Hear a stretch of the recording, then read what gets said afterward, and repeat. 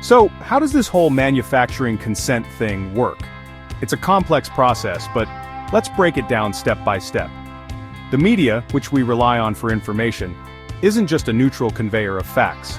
It's influenced by various factors that shape the news we consume. This isn't about some grand conspiracy, but rather a series of systemic biases that skew the information landscape.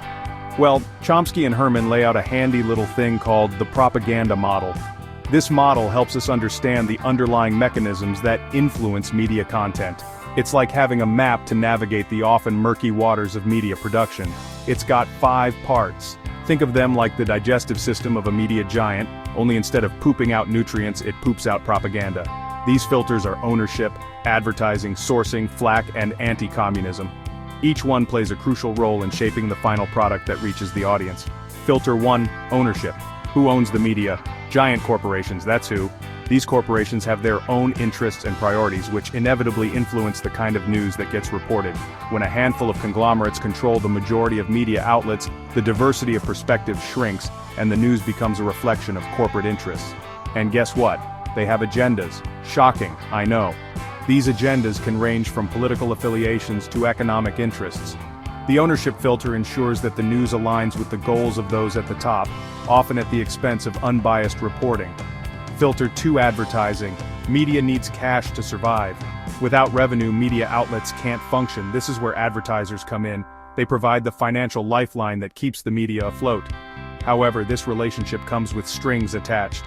Where does that cash come from? Advertisers. And these advertisers have their own set of interests. They want to ensure that their products and services are presented in a positive light. This means that news content that could potentially harm their image or sales is often downplayed or ignored altogether. And guess what they don't like? News that pisses off their customers or, God forbid, criticizes capitalism.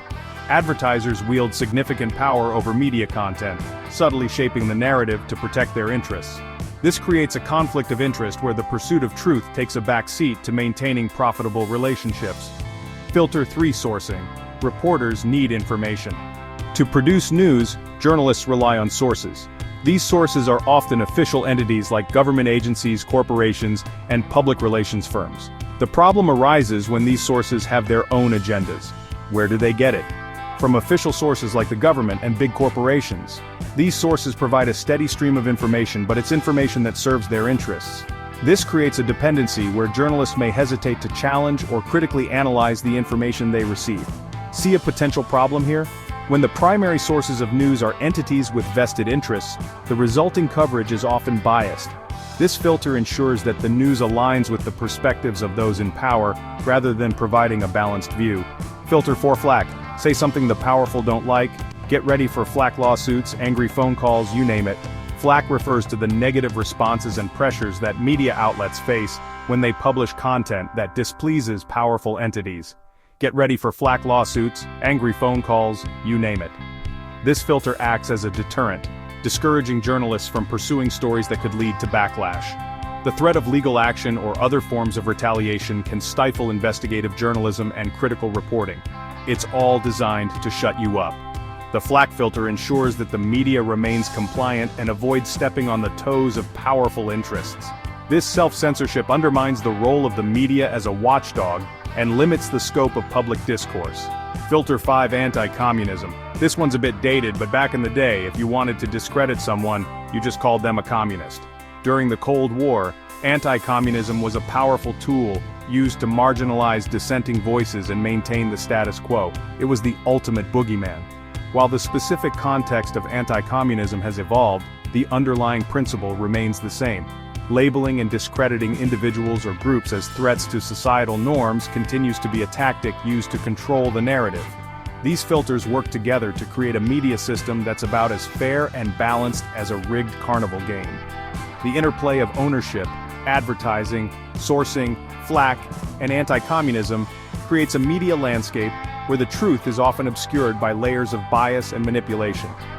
Understanding these filters is crucial for critically engaging with the news and seeking out diverse perspectives. Don't think this is just some crazy conspiracy theory. Chomsky and Herman back it up with examples, like a lot of examples. One of the biggies is the Vietnam War. Remember how the media told us it was a noble fight against communism? Well, they conveniently left out all the horrific war crimes, the civilian casualties, and the fact that the whole thing was based on, shall we say, alternative facts. The media, instead of challenging the government's narrative, became its mouthpiece. They swallowed the propaganda whole and then regurgitated it onto the American public. Delicious, right? This wasn't just an accident, folks. It was the system working exactly as designed. Section 4. Big business, big media, friends with benefits, not your friends. Chomsky and Herman also point out the cozy relationship between big business and the media. They're like that couple who've been married for 50 years. They finish each other's sentences and cover up each other's crimes. Need an example? How about all the times the media downplayed the dangers of smoking, even though they knew it caused cancer? Why? Because the tobacco companies were huge advertisers. Cash money, baby? Or how about the way they often portray unions as greedy and unreasonable, while painting corporations as job creators and innovators? It's enough to make you want to start a drinking game. Take a shot every time the media sides with the powerful over the powerless. You'll be hammered faster than a Fox News anchor at a Trump rally.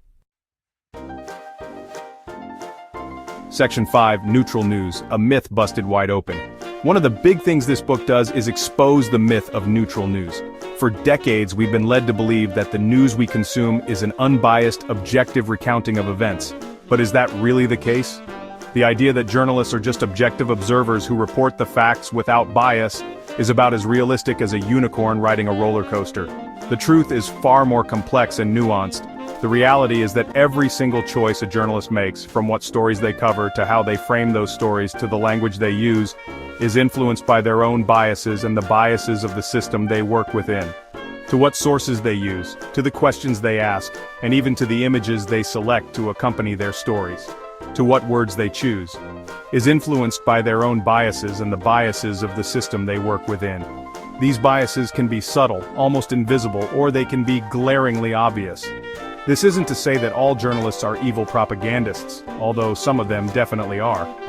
Many journalists enter the profession with the noble intention of uncovering the truth and holding power to account. It's just that true objectivity is impossible. Every human being has their own set of experiences, beliefs, and values that shape their worldview. We all have our own perspectives, and those perspectives shape the way we see the world. This is true for journalists, just as it is for everyone else. The problem is that the media pretends they're not biased. They present themselves as neutral arbiters of truth, when in reality, they are anything but. They hide behind this facade of neutrality while subtly, and sometimes not so subtly, pushing certain agendas.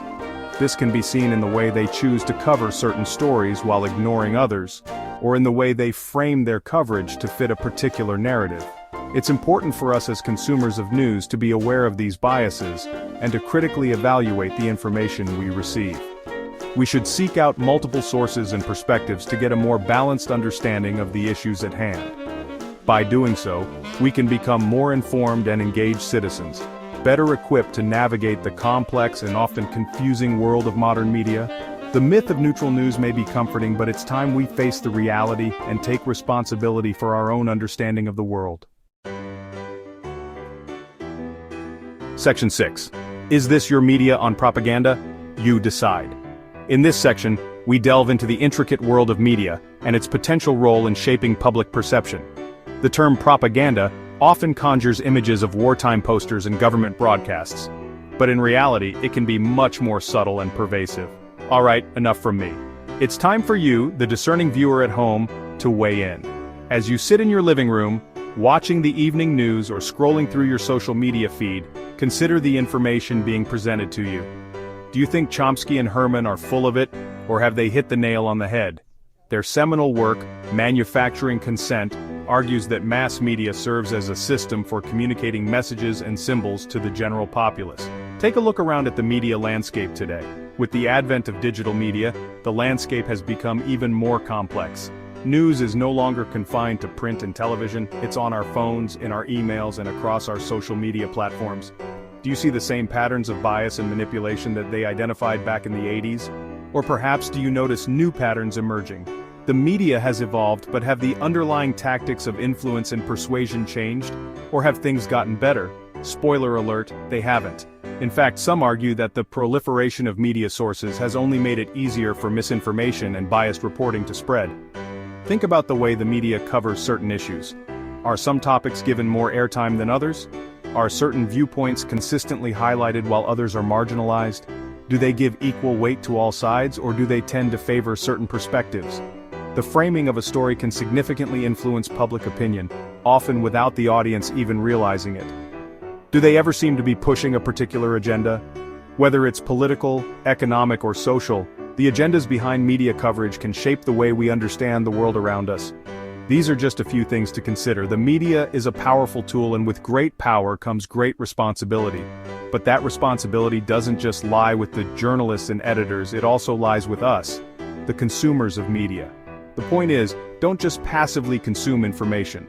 Be an active participant in your media consumption. Question the sources, seek out multiple perspectives, and be aware of your own biases. Think critically about where it's coming from and what agendas might be at play.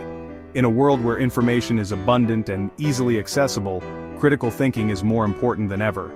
So the next time you read a headline or watch a news segment, ask yourself, is this your media on propaganda? You decide.